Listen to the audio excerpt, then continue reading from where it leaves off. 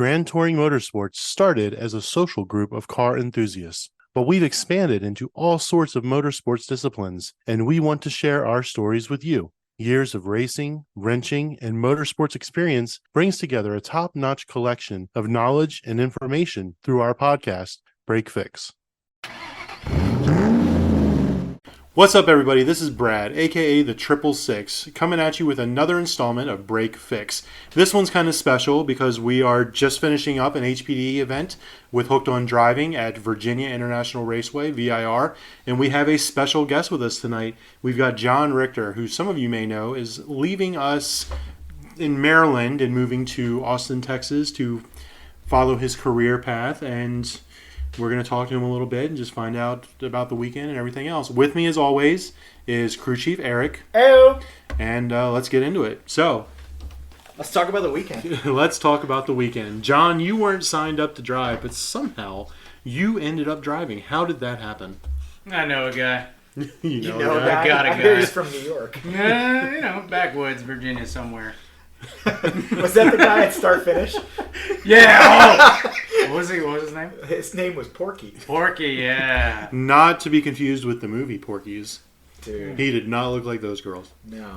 But he did sound like one of the NASCAR announcers, though. I thought we were in Deliverance. We're close to North Carolina. I was ready to pull up my late model and do some left turns. That is for sure. Yo, take your nets down, jump through windows. We're gonna get going. And in case anybody listening was at the event at VIR, they found some lug nuts and studs at the front gate, Yeah, they made the announcement about 100 times. So please check your wheel studs and make sure, one, you still have them, and two, that they're tight. Weren't y'all removing all the studs? It's probably yours. They were not. All of ours are accounted for. And I did notice every time you pulled up the grid, the marshals were checking every car to make sure the lug nut, everybody had the amount of lug nuts they were supposed to. That was weird. That was VIR's own little personal tech.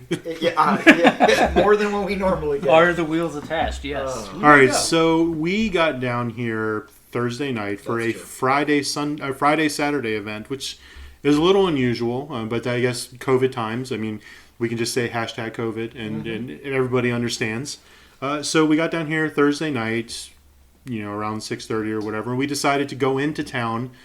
Town is 30 minutes away, but we went to downtown Danville, right there on the river, I think the Dan River, and we had a fantastic dinner at Me's Burgers and Brews. Absolutely. Yeah, we talked to the owner. She was a very sweet lady. They accommodated us. They closed at 9. We got there about 8. I think we were there till like 10. We were there until about 10, and they were perfectly happy to take care of us. Their burgers were amazing. Yep. The beer was pretty good. Must recommend. We definitely added them to Paddock Pal as a place to visit when you're down at VIR. Excellent. Yeah, John showed up, I think, around 10:30 to eat his Cobb salad. Like 9:30. They make a mean double meat salad. It was at least midnight when John got there. He's still not on Mountain Time. It was actually Saturday. Yeah, he showed up Saturday early morning. At least you're not on Mountain Time. No. That's true. Yeah, Mountain Man Dan was supposed to get there Thursday. He showed up Sunday morning. So let's talk about that. Or Saturday morning. Our listeners may not realize that there is such a thing as Mountain Time, and things move a lot slower in our mountain region. That being said, Dan did make an appearance this weekend, drove all through the night last night to bring you some spare parts, which we'll talk about in a minute. But he got to the track about an hour before it was time to get on track, got his car prepped, and ran all day long. And I'm still baffled the man is standing by the end of the day. Yeah, I don't know how he does it. He does not sleep. I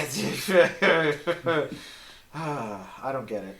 All right. I really don't. So Friday. What happened Friday? So, I apparently didn't get the memorandum at GTM HQ that none of us were instructing this weekend. So that was my cross to bear. But got my assignments, met my student, kind of went through all that. I won't belabor the details on that. I'll gladly talk about it offline though. But needless to say, it was an adventurous weekend. It was a balmy Thursday night. I will say that. It was a lot warmer than all of us expected it to be. Yeah. And it rained Friday morning, which made track conditions kind of interesting. But, the track dried up, and I think conditions were pretty good starting just before lunchtime until the late afternoon. Yeah, so I missed the first C session just because I was being lazy and playing with the car and swapping wheels and all that other funky stuff. And then I went out the second C session, and Eric said the track was drying out and it was a little warm or whatever. Apparently not warm enough and not dry enough, because I did the most epic burnout with Conti's R-comps. I can't dare call them slicks because they're not slicks apparently.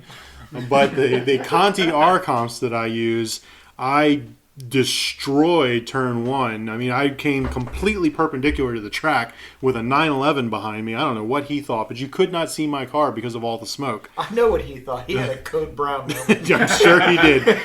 I'm just glad I didn't have a little extra right behind me.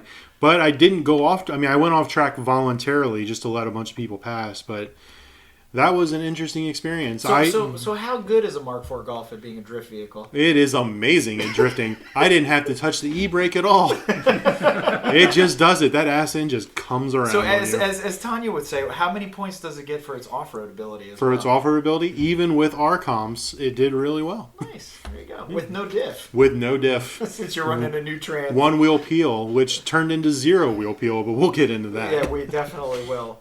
The rest of Friday wasn't bad. Rain and darkness rolled in pretty quick. We got rain clouds coming in about 4 o'clock in the afternoon. It got cold. But we're not done with Friday. Well, we're not done with Friday, but I was given the weather report. It did change really quickly. There were some ugly clouds on the horizon. We had weatherman Mike Sonnerby with us, and he gave us the hour-by-hour updates that the clouds were going to be rolling in. It was a 10% chance, and then an 18% chance, and a 35% chance, and a 52% chance. And then it started rolling back, started dialing back a little bit. But we're not done with Friday yet, because we had a couple casualties. And yes, as Volkswagen owners, we regret to say that they were all VW VAG related. The first one was Mr. Judd Gravel, and he had some engine issues. Yeah. Apparently he's reporting no boost, which, I didn't even get a minute to get my head under the hood. I tried to coax Judd into staying, drive my car or whatever, but he pretty much had his heart set on calling it a day. So I guess we'll more to report on that later once we figure out what's going on. I have a feeling it's probably the boost controller finally went on it or something like that. But it's really a shame that Judd left, because he didn't get to see my epic toe-in off track. Because apparently my left wheel bearing decided that it had had enough.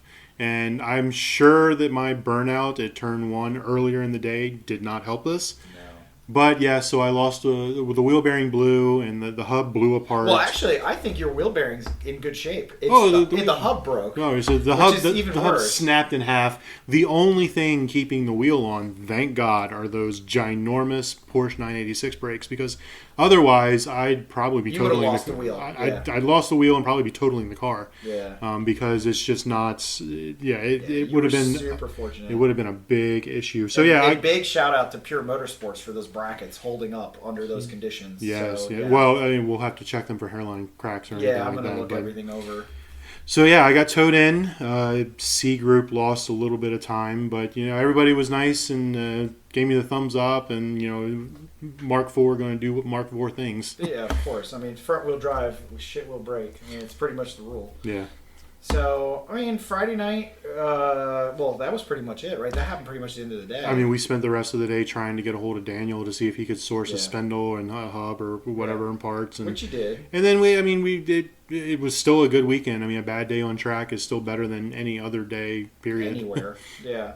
Friday night, started raining again. We got pizza from Millie's, like we always do. It's pretty much tradition when we come to VIR. It is, if you've never had a Millie's pizza, just fast for about 3 days, because each pizza weighs about 14 pounds. And 10 pounds of that is cheese. So if you're lactose intolerant, take a pill or just steer clear. Yeah, 100%. But it is very good.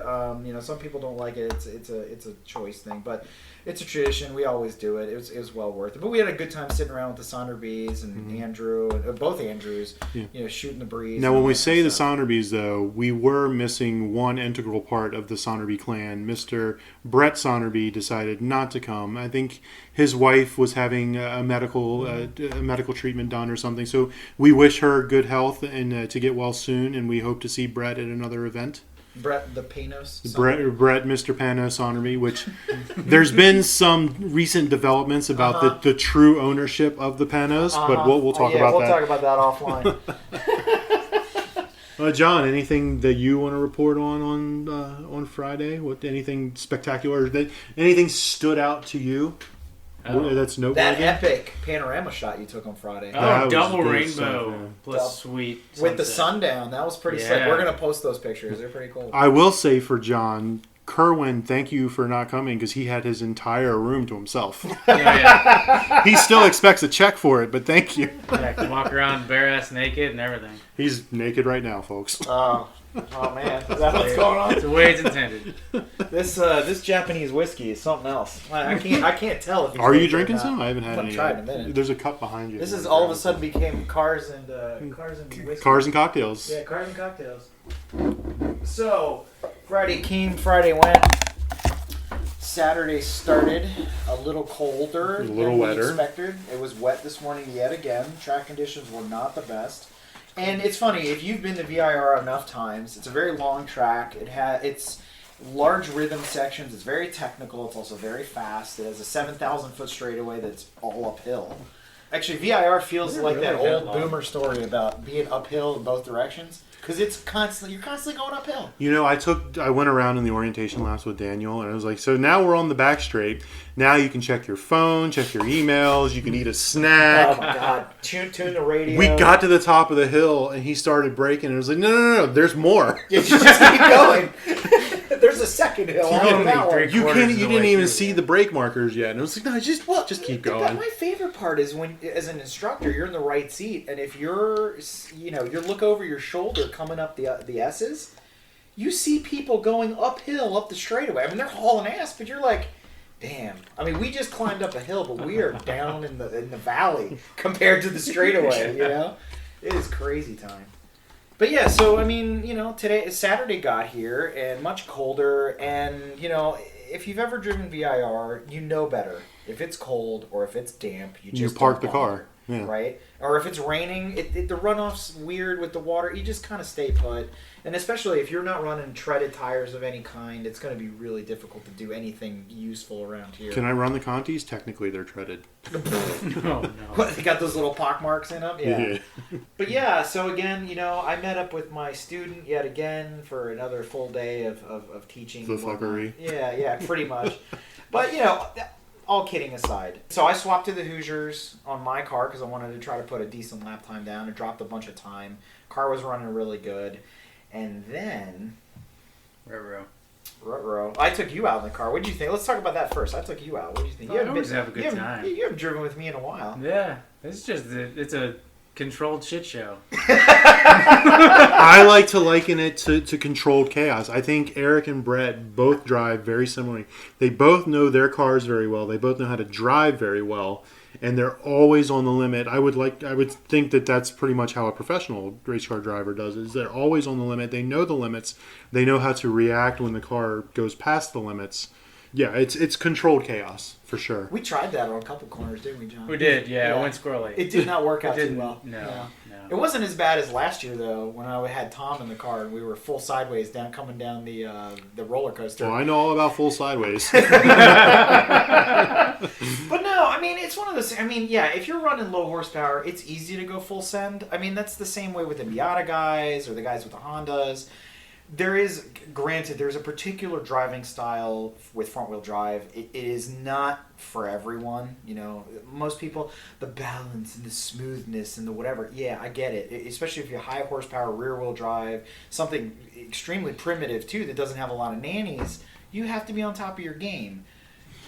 Well, the high horsepower rear-wheel drive cars, they can afford to give up a corner or two because they can make up more than enough on the straights. Correct. We don't have that luxury. No, we don't. With the front-wheel drive, low horsepower car, it's all momentum. And I mean, I have a high horsepower front-wheel drive car. It's still the same. You try to capitalize on every corner you can because you got to be able to put the power down. Yeah, it's not easy. Exactly, and it's also. it's very different in the sense that you have to dial in a lot of lift throttle oversteer if you want to do it right. You drive with the pedal and not with the steering wheel because you're trying to get the front wheels as straight as possible, as quickly as possible, so you can put power to the ground, right? So if you can throttle steer it, do it. And I mean, you've felt it, John. I mean, I'm swinging the ass end of that car around all the time. Yeah. But And for anybody that knows, VIR is a high horsepower track. 100%. It is you need balls of steel. You need to either carry as much momentum as you can in a low horsepower car, or you just need a ton of power. yeah. Well, my joke, you talk about balls of steel, I always say mine aren't very big, but at least they're made of titanium. Can't break. Yeah, right? They fit right in the little pocket for the sub belt. Yeah. But we also had, so for those of you who've been listening to the show, we had Mark Francis stop by from OG Racing. He hung out with us for the weekend. Very nice to see Mark out and about. Absolutely. And, he's just, he's a wealth of knowledge. We talked about a lot of stuff with him. We didn't recap the episode, but we went in deeper detail about a lot of stuff. Brad got some fitment done. Things like that, and a lot of consultation. And thank you again to Mark for coming out and stopping by. And Everybody, please go see Mark Francis or anybody over at OG Racing. They are top-notch company over there, and they will take care of all your safety needs. Absolutely. So, fast forwarding to today afternoon. So, what day is today? Saturday, right? Saturday afternoon. Feels like This Friday, Saturday track day. This is weird, man. Yeah. So, we get out on track, and now I'm cracking open this Japanese whiskey here. So do we want to get into what I think you're about to tell, or do we want to talk about how? Well, I was going to talk about the disaster that was B Group. Oh, you can go right ahead. I think we need to find a way to lead into Chris Waite's town bicycle Miata. Oh yeah, we are going to get to that. That sounds and John can tell us all about pretty it. generous.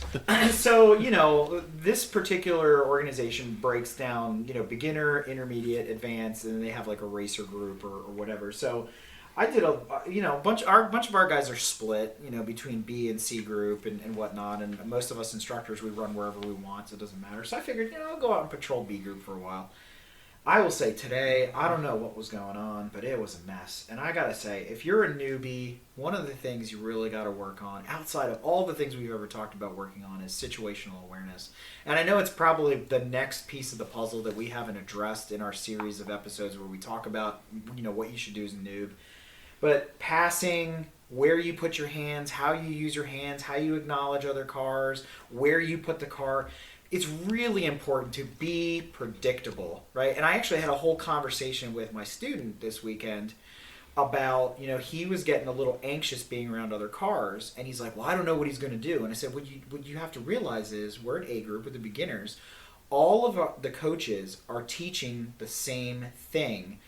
And we're trying to teach you guys to be consistent, which means then you're predictable. But when you start doing weird stuff, which means like, you're going into a right-hand turn and all of a sudden you pull to the right and tell somebody to point you out on the left because you want them to stay on line. That doesn't make sense. It's completely unpredictable, right? And it makes for a dangerous situation. I saw it many times. And unfortunately, I feel, and I don't want to lecture too much, but I feel like the B group, the intermediate guys, are kind of always left out in the wind because they graduated out of being coached, right? And all three of us here are coaches, so we can talk to this. They graduated out of being coached, but they're not quite ready to go in advanced. And you have this weird mixed skill set of people. And I feel the B group is at a disadvantage, or it has been disserviced because nobody's ever there kind of still helping them along to evolve into better drivers. And by B group, we mean intermediate. Yeah. Not everybody uses the A, B, C, D. So blue, it's red, it's white, whatever. The intermediate, the people that have a few track days under them, they've worked their way up from having an instructor to no longer having an instructor, which then, as Eric's saying, it kind of puts them in this no man's land, this like island of misfit, drivers that they're not really getting any better other than getting experience. Yeah. They're not getting any better because they're not having anybody teach them the more advanced techniques. So they're kind of stuck, and it's very difficult to move up from intermediate to advanced because of that. Correct. And the other thing too you realize is you further your driving experience, a lot of things on track become extremely binary. So if you look, they talk a lot in the early days about corner stations. Look at the corner stations. Is there a flagger there? What color are the flags? Memorize the flags. And all that stuff is important because it has to do with safety, and safety is paramount, as we say. However, they become binary. as you're going fast, flag on, flag off. Flag on, color is recognized just as an innate thing. So the other thing you realize is you kind of don't worry about that as much. You're doing traffic management. You're looking way ahead. And even today I had a situation where we had one car, and I won't call it out, that was kind of holding up, is creating a train in the group, and people were all over the place. And what was happening was they were giving wave-offs out the driver's window. Well, for me as an instructor, that's a pass. I see a pass because your hand is out the window. So I took like double and triple passes in places, and the other drivers weren't expecting it. So it caused all this commotion, and during the download session, people are getting upset. And the first thing you point out is, if you're going to wave another car off, you use your right hand inside in the car. mirror, right? Because then I know you're waving me off, right? And I do that with my students, where my students are busy. I use my left hand to wave in the rearview mirror, saying, hey, I know you're back there. The other coach sees it, whatever. Again, you are not able to communicate with the other vehicle verbally. So you have to use these hand signals, but you have to remember which hand is what, which way is up at the end of the day. And again, if you stick your hand out the driver's window for anything other than a point by or a pit, you're doing it wrong, right? So, and by the way, guys, a pit in is an implied pass. So if you're pitting in, I'm allowed to go around you. And a lot of people forget that. And then you bunch up behind the cars. And that causes trains. It causes commotion. And people get all upset. So again, it's just go back and rehearse the basics. But again, for the intermediate drivers that are out there, try to remember some of these things and practice them. And if you're not familiar or need a refresher, when you're at the track, use Paddock Pal. There's a bunch of stuff in there about hand signals and flags. You can go back and look it over again and refresh your memory. And it's some of these club events. I know HOD and I believe Chen as well. All the coaches and instructors wear identifying shirts. Correct. Or some sort of identifying clothing that state or that they're... Or an X on the car. Or an X on the car. If you've got any questions, especially if you're in B group and you don't have an instructor anymore... If you've got any questions about anything, a different line, please walk up and ask a coach or ask somebody in admin, and they will get a coach or an instructor to help you. Don't be afraid to ask. Don't have too much pride. Don't be embarrassed. Don't be embarrassed because we're all here to learn. And coaches are always asking each other for help. I mean, I've gone to other tracks where I didn't know, and I find another coach and like, hey, show me around. Within a couple laps, I got it. Maybe I'm not the most proficient at instructing at that track, but I'm a quick learner, and a lot of other coaches are too. But again, don't be ashamed to ask for help, right? Or a refresher, or a check ride, or whatever you need to make sure that you're still doing it right. And also, don't get embarrassed or down on yourself if you ask for a check ride and you don't get promoted.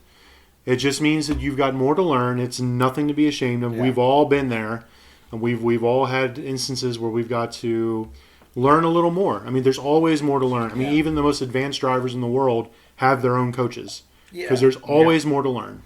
Yeah, and the other thing too is, and we had this instance happen to one of our guys this weekend, where he's a solid B group, really good talent, really good driver. His car's on the slower side, and he made a decision to move down to what they call a solo, where they're putting solo drivers in the beginner group, because he literally said, he's like, I'm getting clobbered by all these big horsepower cars. The closing rates are ridiculous. So he's like, if they'll let me run a solo, I'll move down, and at least that way, he's running with beginners. But he's like, I'm more comfortable this way, and I'm not constantly bruising my arm giving point buys out the window with every Viper, Porsche, and Corvette that goes by, right? Because VIR invites those kind of cars. So if you own that kind of car, this is the place for you. The VIR, the Glen, what is it, NCM, Road Atlanta, all the big tracks, yeah. Right? So they're all cars for you. I mean, tracks for you. Shenandoah and Summit Point, we welcome all the Hondas and Volkswagens. Bring all your Miatas. Yeah. But anyway, so that's my little lecture for today as a lesson learned from the whole thing. But as we progress throughout today, because it was adventurous. Yeah, it was adventurous. Let's see. And we didn't talk about Andrew Bank yesterday. This was the first time, I believe, he's had the Boss 302 out on track. That's true. He had been tracking the Lotus. Mm-hmm. Before that, his C7, and before that, his C6 Corvette. He said the Boss, to quote him exactly. To quote him, he said the Boss is a turd, and he never wants to track it. Now, granted, it is probably 700 to 1,000 pounds more than the Corvette, or maybe not. Maybe it's like 500 pounds more than the Corvette, but it's definitely a very different car. The weight balance is not there because the Corvette's got a transaxle. The Boss, all the weight is in the front. Yeah, With that giant motor. It's a solid rear with a Ford Link. It's just a completely different kind of car. One's a sports car. One's like a precision knife, and the other is like a buck knife. Yeah. Or a pair of scissors or a butter knife. But, you go to the next generation of Mustangs, which John is very familiar with, the S550 based Mustangs, night and day difference. Those cars are fantastic. Now, granted, I'm a big fan of the Boss 302. And for the money he spent, not to get into that, it's a great value for money car. Oh, I think it's amazing. I could totally see owning one of those. Tracking one all the time, maybe. Not so much, but yeah. Maybe. But as a fun hybrid, grocery getter, go to work, go to the track, the Mustang really does check all the boxes. It checks all the boxes, very much like the Challengers. And the 302 sounds great. Oh my god. Yeah, that's a great sounding car. He's got those, what are those, cutouts or what are they called? The side cutouts, pipes. Oh, they're amazing. But yeah, so granted it's not what he wanted, but on the same token, he gets to experience it's something different. I mean, he's been a Corvette owner for a pretty long time now. And I hope he's not discouraged. I hope he takes this, as we were talking about education and learning, I hope he takes this. He may want to do a couple things to the car, change the brake fluid, maybe go with some better pads. Definitely some better tires that are his tires younger than 7 years old. Yeah, they were ripe. I mean, Past that. But I hope he sticks with it and learns to drive the car, because one thing about becoming a really good driver is being able to drive many different kinds of cars fast, not just one particular car. Yeah. Absolutely. So, let's talk about these Miatas. Or is it the same Miata? It's one Miata with like 15 drivers. Good God. And 10 different penalty.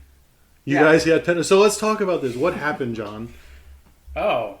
Well, it's the first time I've driven this full course in 3-4 years, I think. It's been a while. Yeah. It's been a while, so my knowledge in line is going to be, or was, very rusty. So I pretty much overcooked turn 1, trying to break it like the 2, because I'm like, I'm in a Miata. I don't need to stop. Yeah, it's a little bit too fast. Rear kicked out on me, and then just kind of tried to correct and couldn't. Where'd you end up, on the inside of one or the outside? Wasn't bad, but I went through for a little adventure. So Chris was sharing his car with his buddy Jordan, not Furman, the other Jordan. Correct. Chris Wade brought out his buddy Jordan, and Jordan was an A driver. This was his first event. We welcome him with open arms. We need more and more people to come out.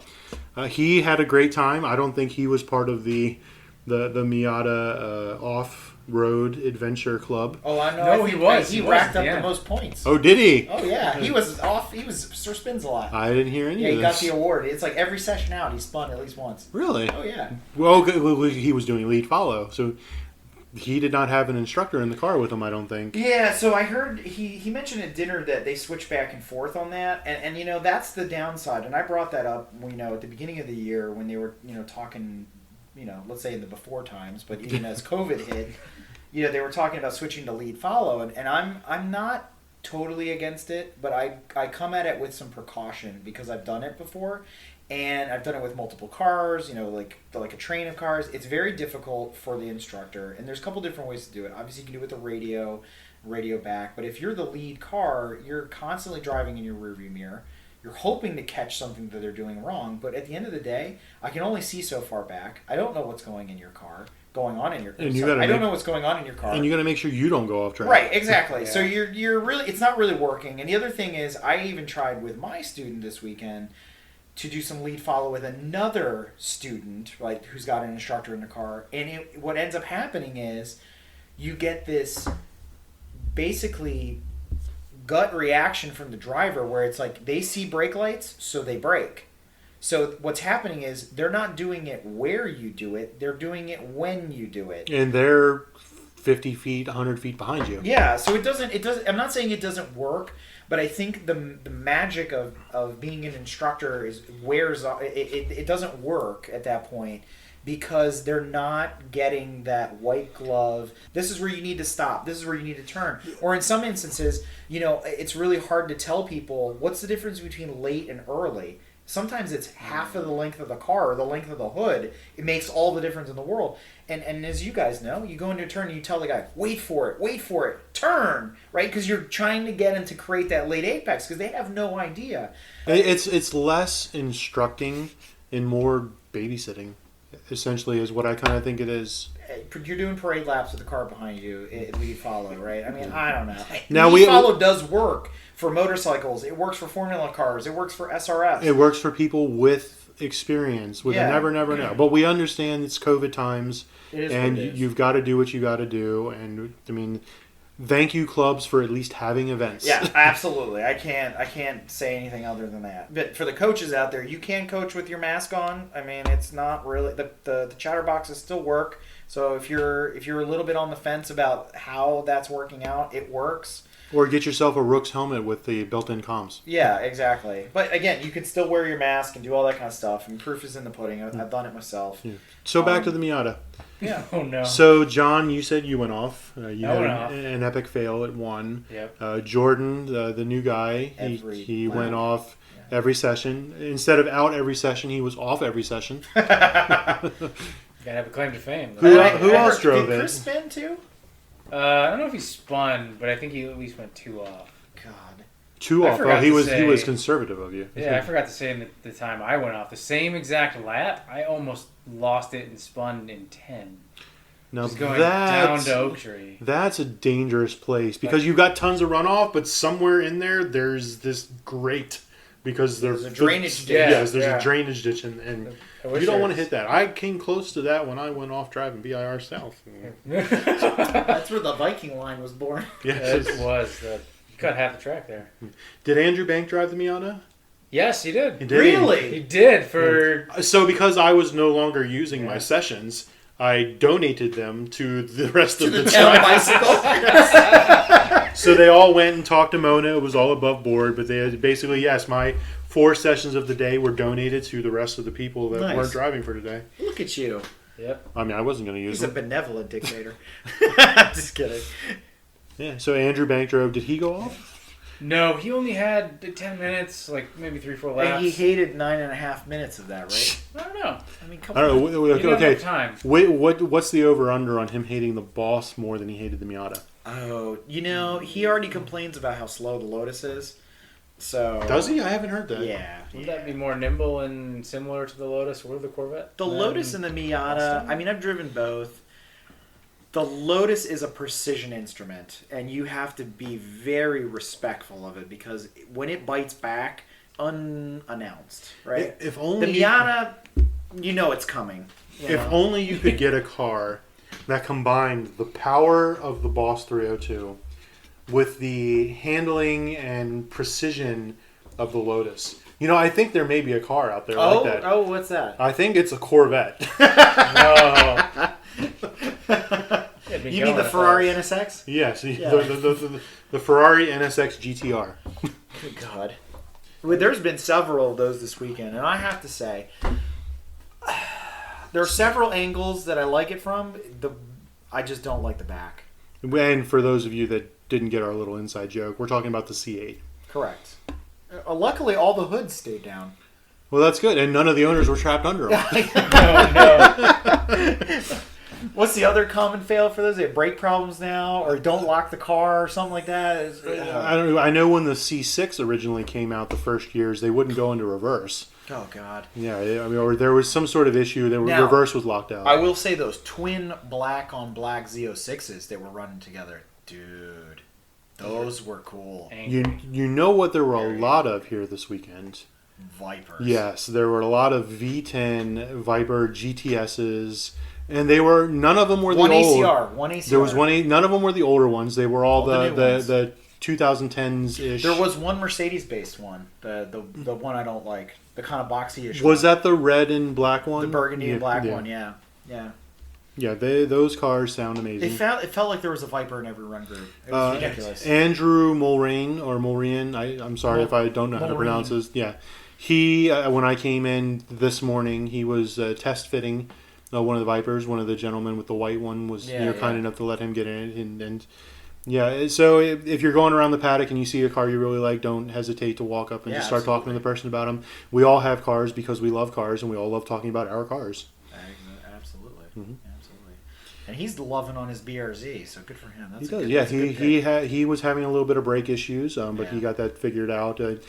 He changed his fluid or flushed his fluid. Or no, he bled his fluid. Yeah. And then we told him to check his pads. Yeah. And the inner pads were disappeared. straight to the metal, or straight to the backing plate. So I suggested maybe in between days, maybe not in between sessions, rotating the pads inner to outer if you can. Yeah, you should be able to flip all them. these little tricks you can do. Yeah, yeah. So, but he had a blast. I will say that the burrs and the furs are really. We talked about this on the "What Should You Buy" starter cars episode. They're really a great compromise when you think about it, for the price, for the balance, the power. And If you can fit in them. I mean, it's a Japanese 944. Let's face it. And they're not setting the world on fire unless you run with Emra. Right. But And it's just like anything else. The more you start pushing it, and the more power you start trying to get out of it, and the faster you start going, you start breaking things. But that's not, indicative of just that's not isolated to just Subarus or Volkswagens. It's any car. yeah, absolutely. I mean, the stuff that broke, even on the VWs this weekend, They're wear items. They're wear items. They cost $20, and we were joking about it. You buy the cheap one, it's $19.50. You buy the middle of the road, it's $20. You buy the most expensive, best wheel bearing you can get, it's $20.50. And they still last the exact same amount of time. It's pointless. You can buy the dealer ones for $150 a piece. It doesn't matter. Unlike the axles. Yeah, well, that's a whole different story. You got to make an investment there. But, the stuff breaks, and after a while, and you get into this, I got to do this thing every year. I got to do these maintenance items. It's wear and tear. The car's going to take it. But when you're driving at the absolute limit, you're hunting for time, whatever you're looking for, it's just cost of doing business, right? You just need to bring a church van with you to haul all your extra parts. Oh, God. And to be honest, this is the first weekend that I have not traveled with spare axles and a complete set of brakes. Not true. And spindles. Pit race, you said you didn't have any extra parts either. I had one for Judd, though. I just happened to have it in the trunk. Oh, but he needed tie rod ends or something, because he had an issue. He and Daniel both had an issue at pit race. He needed a control arm joints, but I had an axle for him, so we got him back together, and he went back out and ran. So whatever, we made it work. We did an alignment for him right there in the parking lot. When was the last event that neither of you had an issue? The last few, actually. The VR6 has been really reliable. We didn't have any issues the last time the wheel bearing failed was Mid-Ohio when we went. I haven't had a wheel bearing failure since then. That's a while. So I haven't changed them since then. Okay. So they were due, and I kind of overstretched it. But because of COVID, I was like, well, the car's going to be parked for the next 6 or 8 months, so I'm not going to mess with that stuff. I did basic maintenance, right? New axles, or finally put the good axles in it. Brake fluid flush, tires, all that crap, new pads, and called it a day. I figured, but my mentality is run it till it breaks, then you know what's broken. But if you think about it, the issues we've had, they're all consumables. They're all wear parts that break anyway. I mean, the only, of my car, your car, I guess the TT had a blown motor at some point. Yeah, but that was a junkyard motor. So but it was a junkyard motor with a bigger turbo, so it was bound to fail. I haven't had, knock on wood, any motor issues. I had a trans blow up, but that was a junkyard trans, I think. I mean, it's like whatever. So it was actually. So that was. Whatever. So don't source your good parts from the junkyard. Basically. Unless it's from Chaz's. I've gotten nothing but good parts from Chaz's. Yeah. Please go to Chaz's. But so to fast forward the story a little bit, so oddly enough, Brad asked me, "Hey, are you going to go back out?" Actually, I had a really good session with John yesterday. I guess it was. It was yesterday. Well, but before we move on to you though, didn't the Miata guys have a talking to? Because you got in trouble. Yes. Oh shit! How did that go? Because there were like 15 offs or 15 issues or some shit, and like all this one car in the same car, and the track admins were like, "What the f is going on with it? This schizophrenic driver. What the hell is going on? We don't get it." And then Jay walked up, and Jay is the person who runs the CI. He's the CI, and he runs the A classroom and everything. He was like, "Oh, you've got like 4 drivers in that car. Now it makes sense." Yeah, You were actually granted extra offs because of that interaction. Well, that's good. You had less points added to your You had a your quota. HPDE I had license. points on my license. You got a quota per person. That's great. They got Lewis Hamilton by the FIA. So the VR, like I said, it's been trouble-free for a while. Unfortunately, the Audi's parked because I'm working on the 914, so I decided to bring the VR down here. I've never had a VIR before, and so I figured, why not? Whatever.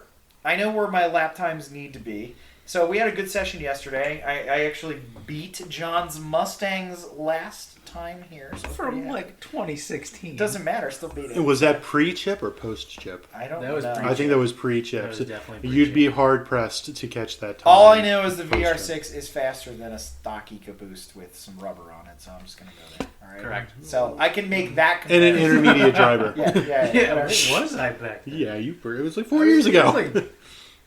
Yeah, I think that was with. We hadn't gone Audi. through the Ruse Bolton I think it was yellow. whatever instructor yellow clinic yet. is. Yeah, Yeah, well, we'll tell you that's a whole other story for another day. So at any rate, I think I just got soloed at that event. had some Maybe. good lap times. I had a target time I was shooting for. And John's like, you should be able to get that without me in the car because I had extra weight in there. And I was running a little heavy on fuel. So I figured I'm going to find a session today, go do my time trials run, when I can. As long as I get some open track, I can run a good hot lap and be happy with myself and move on. Unfortunately, every session I went out and was a mess, or I had somebody with me, so I didn't really get any track time to myself. And the last session, He was filling up the car with fuel, and then he got back to it, and there just happened to be a 300-pound man in his passenger seat. and Brad goes, hey, so do you mind if I go out with you? I was like, no, not a problem, whatever, fine, we'll go out, whatever, screw it. I figured I could probably squeeze in a fifth session today, so it was my fourth session, whatever. So the car did 8 or 9 sessions over the weekend, so I was like, fine. We go out, we make it, third lap?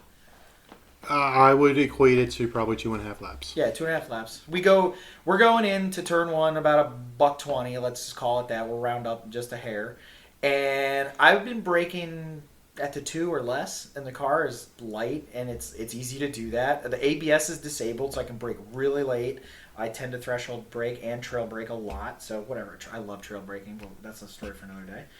And I go into turn one, and I told Brad, I was like, the brakes don't feel right. Well, the car was also hopping. Well, yeah, it just was. no. Something was wrong, and immediately I could feel it because I got the death wobble from the left front, and I told Brad, I was like, yeah, the brakes don't feel right. Hopefully they'll come back. So by turn 3, the brakes were back, but by the time we hit turn 4, I guess it was, or no, coming out of the lower S's, right? No, it was coming out of 4, heading into 5, and you were like, oh! And it's like just... It was like, oh, there it goes. As soon as we made the next right turn and put load on the front, you just heard it go zing! And we're like, oh, we either broke an axle or lost a wheel bearing, right? And so then we just coasted under the bridge as far as we could go. And then I pulled off into the little subsection there that takes you to Patriot, which happened to be busy today. Yeah. And then we just sat there and sat there and sat there. I Watched think we all were the there for about 10 minutes. We watched all these really pretty cars go by. It was an interesting perspective to see the track from that angle. So after about 5 minutes of sitting there, Brad's like, so, do you think it was my fault? I'm like, what, did you curse me? I'm like, I don't understand. I didn't say anything for a minute, and I'm like, this shit was destined to break anyway, whatever. But I will say, a silent Eric is a terrifying thing. And then I got quiet again, and I don't remember what you said, and then I said, all I'm thinking about is how I'm going to get this car in the garage when I get home, right? Because I lived down a hill and all this kind of thing. And then he realized, oh shit, I'm going to the Glen in 3 7 days. Yeah, so I'm going to run home, change the spindles out, do all that stuff, and get it done. So yeah, unfortunately the VR suffered a wheel bearing failure for the first time since Mid-Ohio, so whatever. I mean, that was, 2 years ago? 2018. Yeah, so that's Quite a not bad. I mean, again, wheel bearings are calculated in dog years, so, every mile you turn on the track is, 500 miles people turn on the road. And different tracks put different abuse on different parts of the car. Barber is a killer on the left front of the car. That was murder.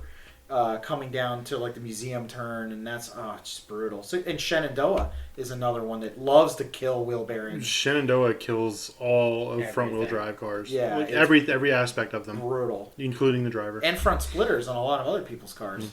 And oil pans. And oil pans. And yeah, anything that's below the Shenandoah has been known to actually rip wheels apart. Correct. Yeah. You might be There passed was by that. your. Oh yeah, several wheels have broken in Shenny. Mm-hmm. But at any rate, so that was today. We packed everything up. There's another event that moved in right about 5 o'clock this afternoon. It would have been nice to double down, stay here a couple more days, and then go straight to the Glen. For you, that would have been 3 track events. It would have been awesome. That would have been ridiculous. It would have been awesome. I could do another. I could do 3 days at VIR. In the With- car. Yes, with enough spare parts. Absolutely. With a spare part. Or spare Well, car. I mean, and then I donated tires to Mount Man Dan. Yeah, Daniel happened to cord his tires on the orientation laps. And man, Or maybe they were corded before, I don't know. I give him a lot of shit, and that's just because he's a brother He's from another mother. Pretty ingenious, though. He is, but you know what? I gave him a set of Nitto NTO1s that were dead. I mean, these tires are like driving on glass on a frozen lake. I mean, they have zero grip left. I gave them to him so he could use them for extracurricular activities up on the mountain. And what does he do? No, he mounts them and decides, I'm going to get some life out of these. He's gotten, what, 4 track days out of them? That's Finally corded them. I was like, ugh. I just gave him a set of Nankangs. They're primarily a drift tire, but we got them, and they're good for low horsepower cars. They work well on the track. I would say for a low horsepower car, they probably work almost as good as an R1R. Mm-hmm. They're pretty decent tires. These had maybe 1 session on them, and then I was using them for rollers just because they're black and round. I gave them to him. I guarantee you he will get 5 years out of these tires. Oh, jeez Louise. God. Well, they're not corded all the way. Only on the edges. Driving on the cord just gives you a different grip. Yeah, right. God. But, he was nice enough to bring parts to help your car get on the trailer under its own power. I will say Daniel's car was the last VW standing in the group. It was. Although he did It was the last one to arrive. Although he did have to sawzall the exhaust to get it on the trailer. Yeah, so what happened? He was told that he can't go back out on track unless he fixes something? Yeah, so that was pretty funny. They were all in a hubbub this morning because he's got this aftermarket exhaust that he bought on eBay or Craigslist or somewhere. It's made out of Budweiser cans. 100%. And so the back section keeps falling off, like right over top of where it joins up at the axle or the rear beam. And so he knows, and then he goes, the problem is if I let it go too long, it dumps right where the brake lines come over the rear beam. So it overheats the rear brakes and weird stuff starts to happen. So he decides, I got the answer, y'all. I'm going to create a dump pipe. So he took some bent piece of I don't know what. I think it was all the Vipers he saw because they all have side outlet exhaust. Yeah. He got his inspiration from Mopar. Yeah, so anyway, he puts this pipe on there, dumps it. Then the illustrious tech that they have here just let him go, which is cool. Car's loud as all get out to begin with. And then, as he's wrapping things up and goes to go put it on the trailer, he realizes that the dump pipe is going to hit the trailer.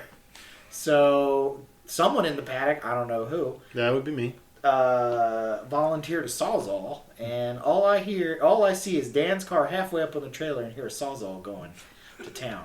So, whatever. So he cut off about 3 3 or 4 inches off that pipe, which just gives you some indication as to how long that MFR was. Yeah, it was way too long. But at least now he's got a hidden dump pipe, so that's even better. But for all intents and purposes, it is legal if you even look at the GCR and stuff because the exhaust exits behind the driver. It does not need to exit behind the car, just behind the driver. Yeah, so anybody in the back seat, which he doesn't have rear seats, would die of carbon monoxide. Yeah, it's perfect. Yeah. I love it. At Full least, send. at least you can't get out of the driver's seat and burn your leg. That is true. It's important. Like the Viper with the pipes out. Yeah, it's there. not like right Some there. of those old Corvettes. Give him time. Oh no! It'll happen. He will find a way to make Like it a happen. twisty straw and come out the roof. So his car is the last one that survived. Yeah. He did the last session of the day because it was A group. Oh, we did have to make a tail light. Did we? Yeah, for the C5.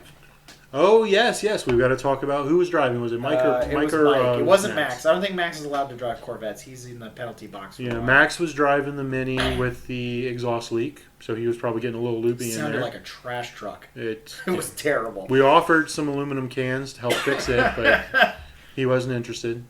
He was not. So, yeah, unfortunately, Mike put I don't know what turn it was.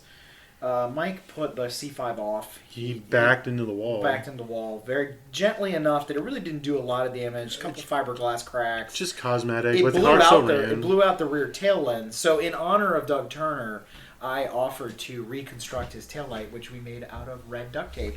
Yeah. It looked good. So you've got red duct tape, but you don't have spindles. Yeah. I got multi-colors of duct tape, so it's all good. But no, it worked out great because I came up on Mike in one of my sessions, and from a distance, you could not tell that the taillight was messed up because all four of them were red from far away. It looked good. And then when you got close, there you had the GTM return to sender sticker on there. So you were like, and every time the brake would light up, it cast the shadow around the sended sticker. And you're like, that's what's up. We need to cut holes in that and put little LEDs. Oh, 100%. It looks so good. I guarantee you it's going to be like that at the next event. I hope so, actually. That is a treasure right there. Got pictures. Oh, did you? I did. Excellent.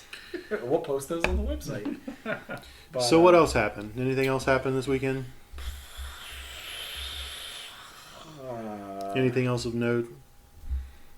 Well, we did eat. What did we have for dinner tonight? What was those dumpster dive? Oh yeah, so we were able to go to the Oak Tree Tavern. They are doing, I guess, reservations only at 50% capacity because of COVID. Limited table sizes. Yes, limited table sizes to 4 or 5 people, unless they're doing something special because there was 1 or 2 tables with a little bit more than that. But anyway, every time we come here, they've got a new menu. I don't know why they keep changing it, but whatever. Tonight we had 4 stockpiles.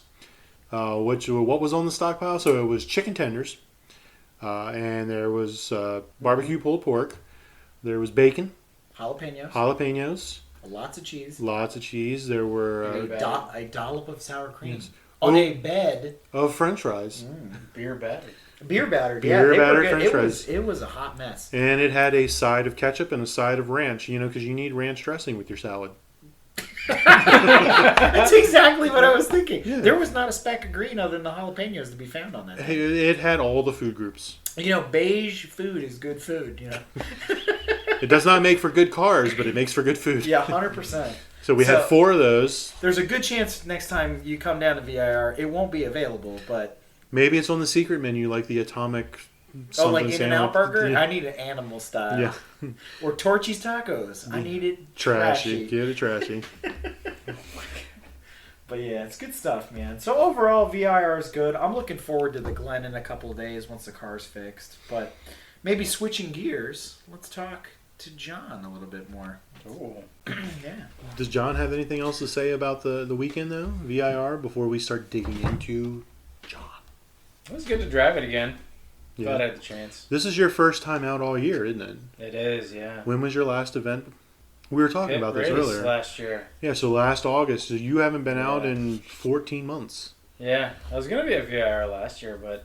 you had family things going on? Yeah, family medical stuff going on.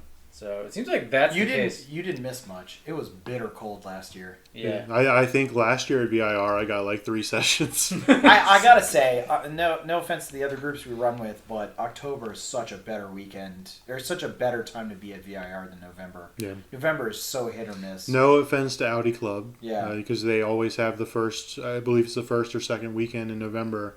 But it's just, it's terrible. It's great if you have Quattro, because we've gotten up in the morning where there's snow on the track, so I mean, whatever. But for the rest of us, it's Festivus. Sure. Especially when we have slicks. 39-degree weather with the track being wet. And a Mustang. I mean, last year we woke up and there was frost on the tires. The slicks, you could have used the slicks. The slicks were as hard as like a hammer. Yeah, they were awful. Yeah. And it never warmed up. It got up to maybe like 47 degrees. We were all miserable. This was so much more pleasant. It was a little chilly from time to time, but it really was much more pleasant. Yeah. It warmed up nicely. Yeah. Very sunny. It felt like summer compared to November. Yeah. Now, if you've ever come down here in the summer, Ugh. In your radiator before I do that one. I mean, you're gonna be changing your clothes every 20 minutes because you're gonna sweat through them. It's bad. But the same can be said about the Glen, and it's way further north. I don't enjoy Watkins Glen in the middle of August. It's way too hot for me. Even Salin's, it's like you're walking around, you got definite swamp ass. True that. But anyway, speaking of swamp ass, no, I'm just kidding. If you like what you've heard and want to learn more about GTM, be sure to check us out on www.gtmotorsports.org. You can also find us on Instagram at Grand Touring Motorsports. Also, if you want to get involved or have suggestions for future shows, you can call or text us at 202-630-1770 or send us an email at crewchief@gtmotorsports.org. We'd love to hear from you. Hey listeners, Crew Chief Eric here. Do you like what you've seen, heard, and read from GTM? Great, so do we, and we have a lot of fun doing it. But please remember, we're fueled by volunteers and remain a no annual fee organization. But we still need help to keep the momentum going, so that we can continue to record, write, edit, and broadcast all of your favorite content. So be sure to visit www.patreon.com/GT Motorsports or visit our website and click in the top right corner on the support and donate to learn how you can help.